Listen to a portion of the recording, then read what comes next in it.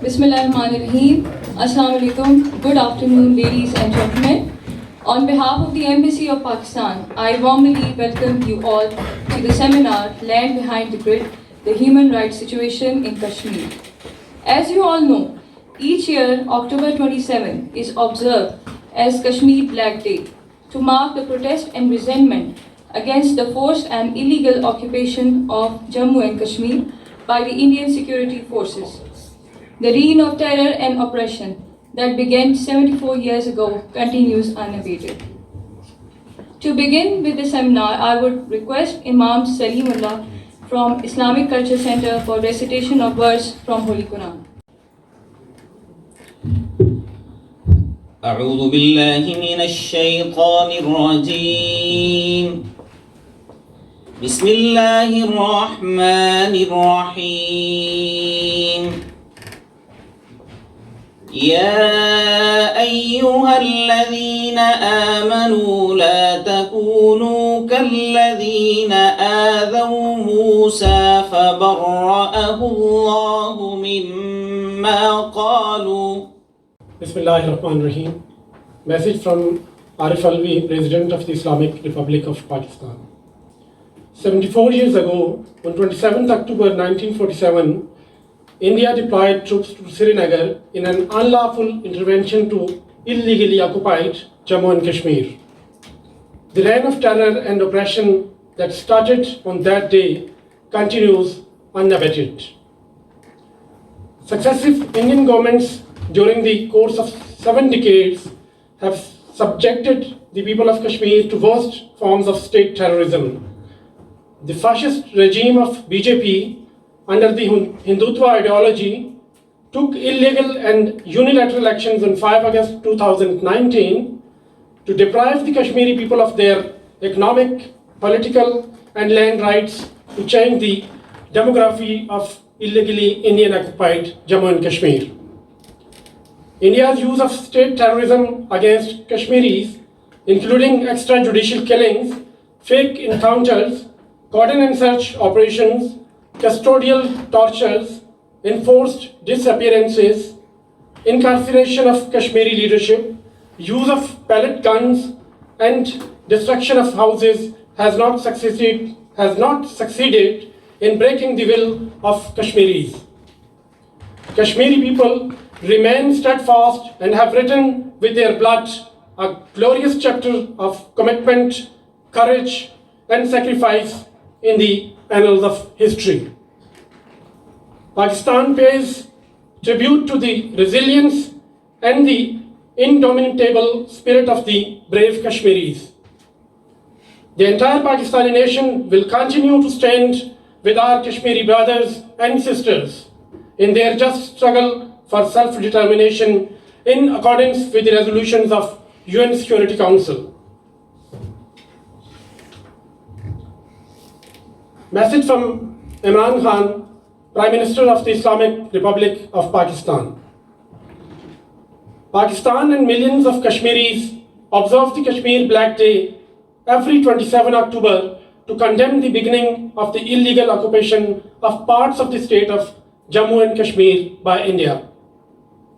It is also a day to commemorate the countless sacrifices of Kashmiris which they have made and continue to make as they resist the inhuman occupation and subjugation by India against their will.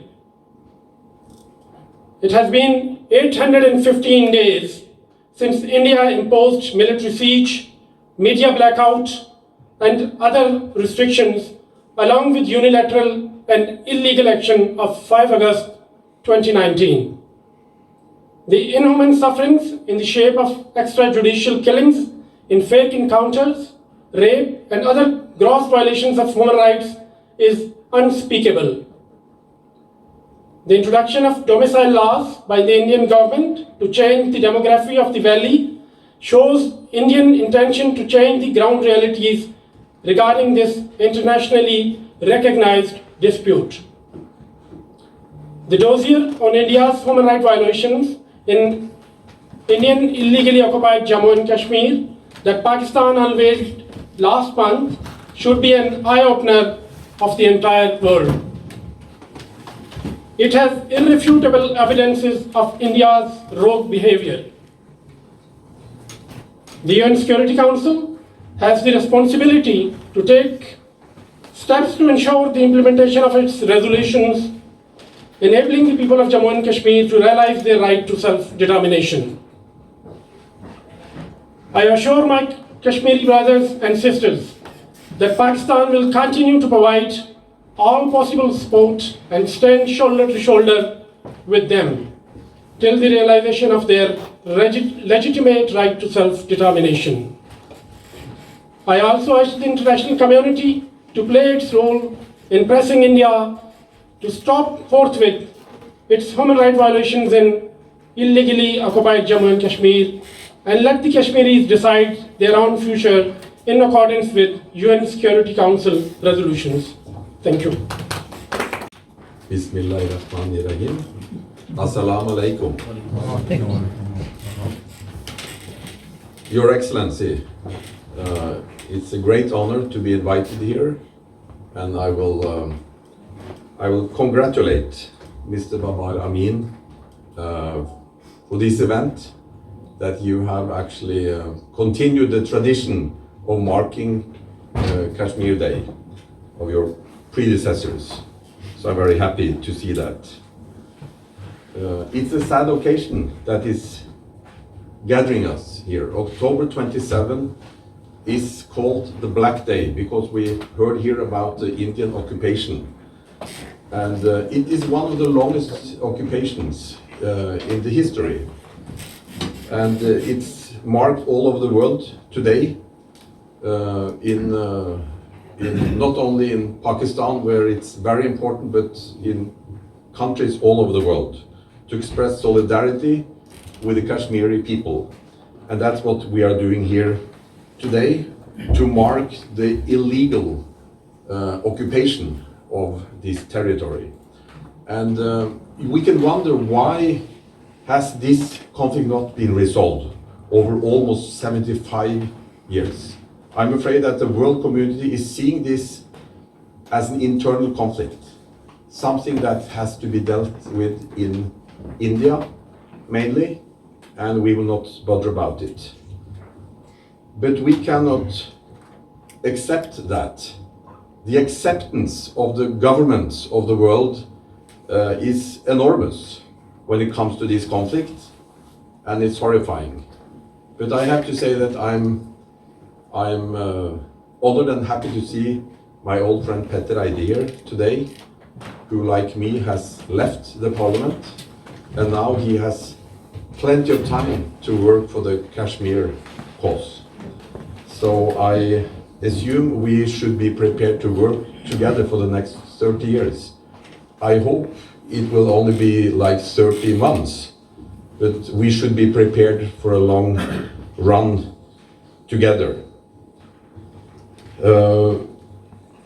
I think one of the main tasks for us is to manage to put Kashmir on the international agenda, on the foreign policy agenda in the main capitals of the world. That is the big thing. And how can we achieve that? That is a difficult question, but it's very important. And we see now that the Indian government, they are led by terrorist, a criminal. Prime Minister Modi is still a member of a terrorist organization, and he is committing terror with his troops in India today. Since 5th of August 2019, he has committed crimes against humanity in Srinagar and all over Kashmir, the valley. So this is our opportunity to mark protest against these brutalities that we have seen, especially the last 2 years. And it's a shock to come to Srinagar. I don't know if Petter Eide has been there, but to experience hundreds of thousands of troops. It's like a military fortress, and it cannot continue like that. we have to do our utmost to follow up the challenge from Prime Minister Imran Khan to give the Kashmiri people the right to self-determination. They has the right, according to the resolution from the Security Council. But the world cannot close their eyes to the atrocities in Kashmir, and we have to speak up against it. It's very sad to see that the India that I got to know as a child, in primary school we learned that India is the biggest democracy in the world. They have a partitional power into the legislative branch, the executive branch, and the court system, judicial system. And now we can see that in spite of the fact that India has signed on the International Declaration of Human Rights, they are committing crimes practically every day. And my hope is that Prime Minister Modi can be prosecuted and sentenced. He should be placed in the International Court in The Hague. And I have a hope to the new government that they will be able to do something. There are several steps that may be taken, and one of them is of course to bring this case now to the Security Council. Norway has spent millions and campaigned for years to have a seat in the United Nations Security Council. How will we use this seat? Of course, Norway should be very eager to fight for the human rights and for the rights of the Kashmiri people now in the United Nations. We have a front seat and the possibility to do something about it. So that's one thing. And then we know that India wants to be a permanent member, or they want to be one of the permanent members. We have to strongly protest against that, as long as India, they don't respect the decisions of this body. That makes it impossible for them to become a member.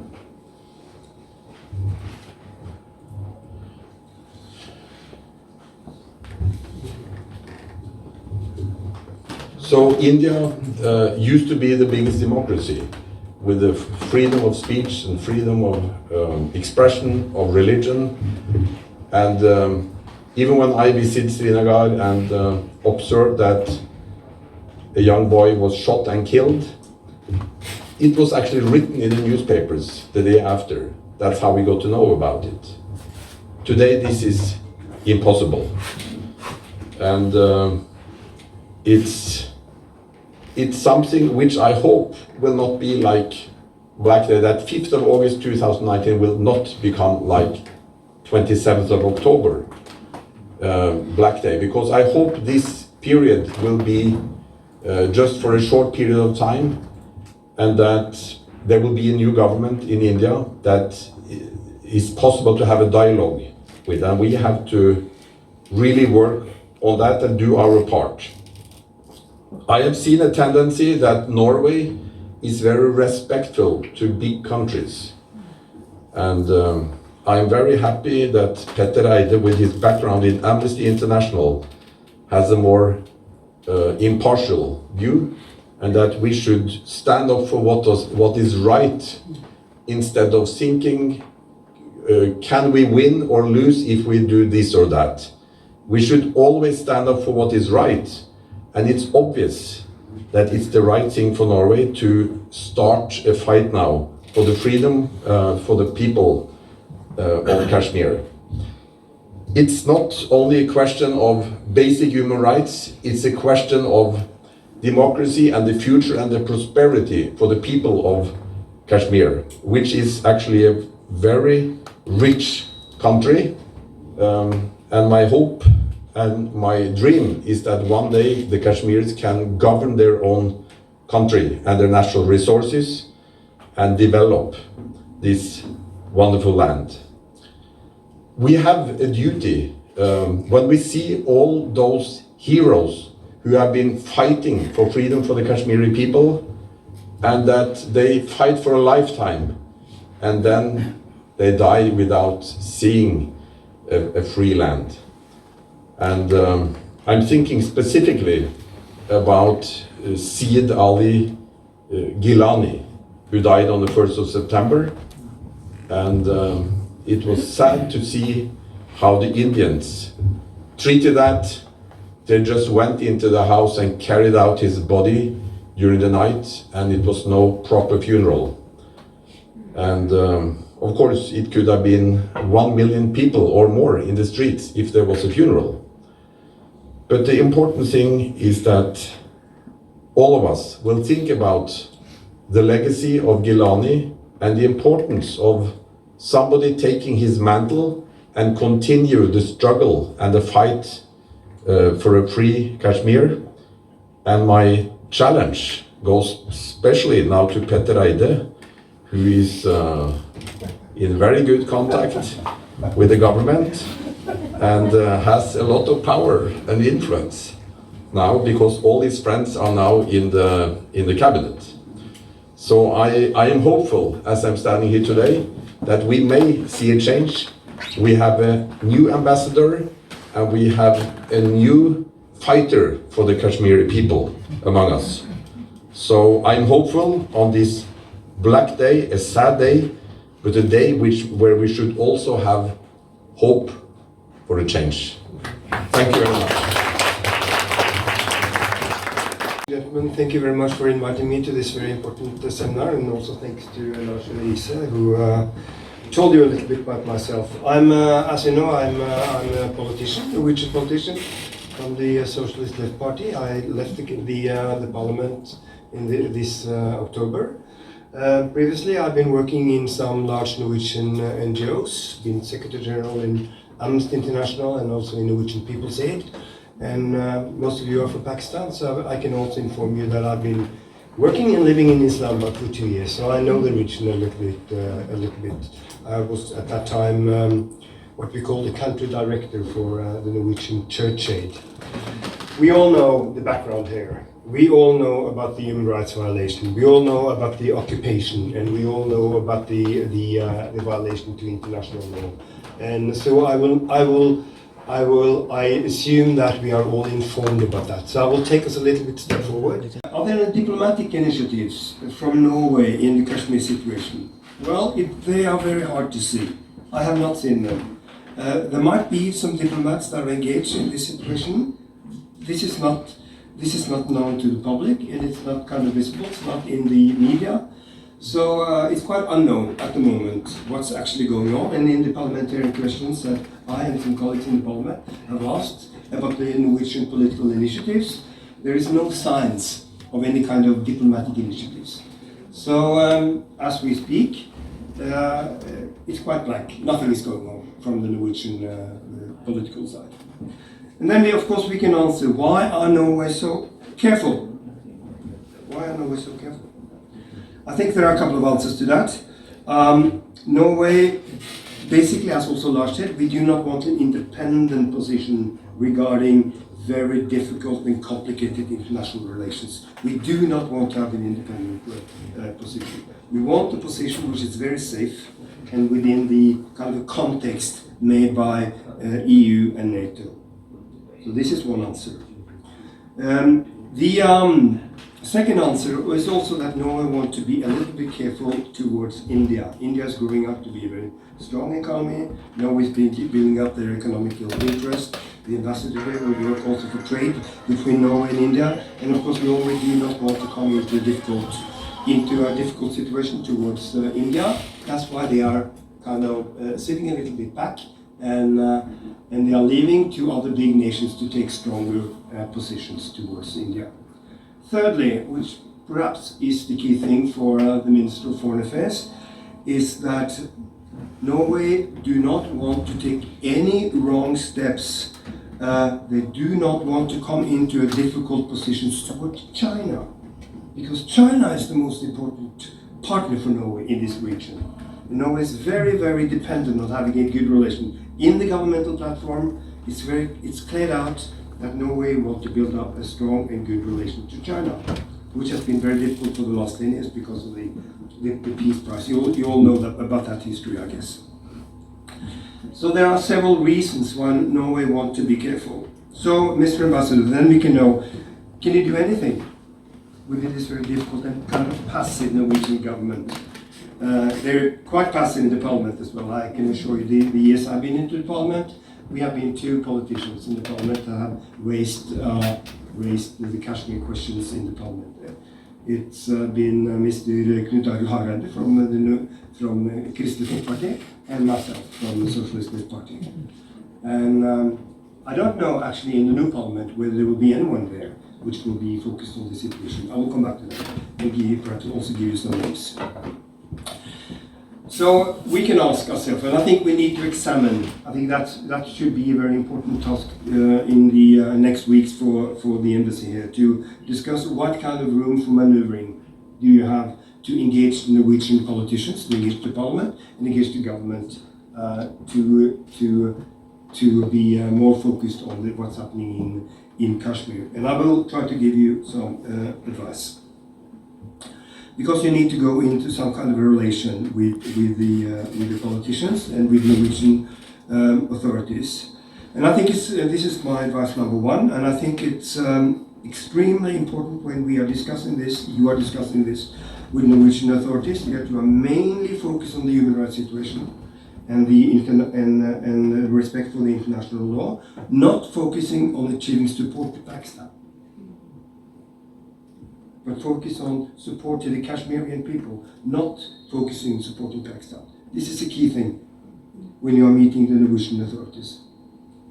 Because Norway do not want to have a position necessarily between the conflict between Pakistan and India on this.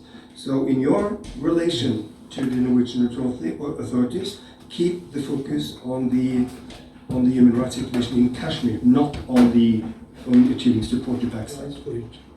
We reiterate our support and are convinced that the people of Kashmir will win in the end, and that the brutality and cruelty will lose. Let us hope that India will understand that the will of people will prevail, and if you are not able to take away from their courage for last 74 years, do not waste more time. Act wisely, sensibly, take lesson from the history. We, as a diaspora, and we, as the supporter of the human rights in Norway, should try our best and utmost to give the message to the Norwegian people about the violation of human rights in Kashmir, so that these people, they can also have a life in accordance with their own. Thank you very much. Assalamu alaikum, dear ambassador, friends, ladies and gentlemen. How many of you have been to Kashmir on the Indian side? Lars? Me? Others? No? Okay. So, to us. Before, early in the morning, actually Petter and I, we discussed, so I thought I was before Petter. He had all the good solutions, and I'm so happy he's here. We have been activists for a long time, and he is very important, and I support everything he said. How can we put any pressure on the politicians if we don't educate the population? I mean, people living here. Inform people. I have talked to, they don't want to lose their possibilities to go to India in the future. Understandable when it comes to job, about helping the Kashmiri log. So what can we work for? How can we work for a better future in Kashmir in such a political picture as Lars and Khalid have drawn? I think we should focus on human rights, as I said, and make children more visible in informing Norwegians, and focus on children and women in Kashmir. We should not speak in Urdu as many people do when they talk about Kashmir. We should talk in Norwegian and or English, because otherwise we will not understand, or not me, but people in Norway, children in Norway, the youth in Norway. It's very important. I have been to so many demonstrations and only heard Urdu.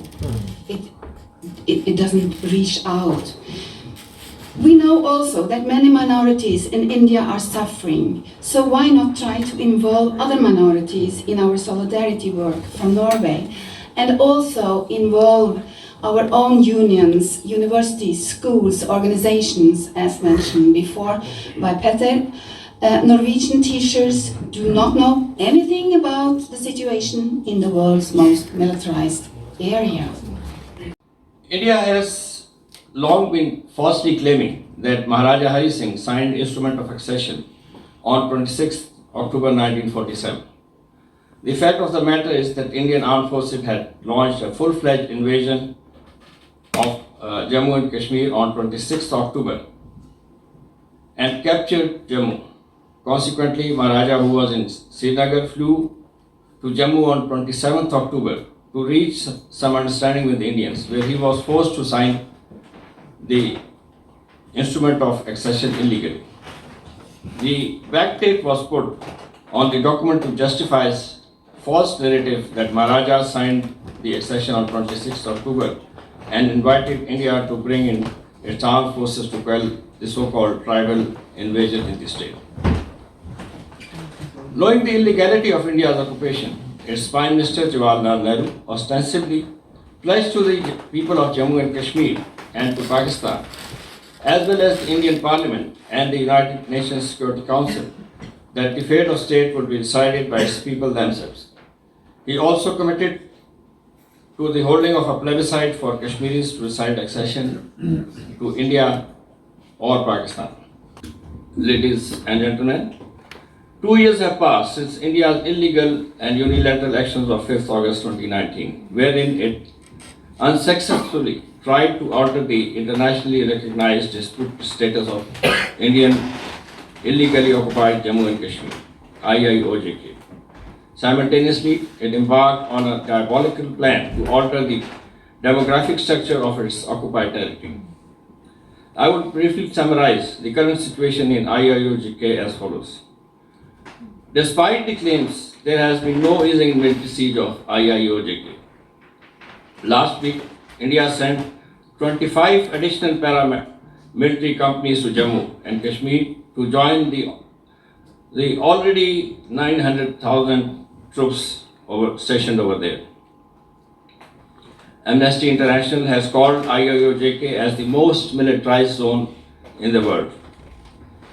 Military siege of IIOJK has been accompanied by communications blockade, internet shutdown, enforced disappearances of minor boys and political activists, custodial killings and extrajudicial killings, search and cordon operations, use of military ammunition to demolish civilian houses, denial of burial rights, sexual violence against women, pellet gun blinding of peaceful protesters, collective punishment, using civilians as human shields, as well as subjecting Kashmiris to religious, cultural and social apartheid.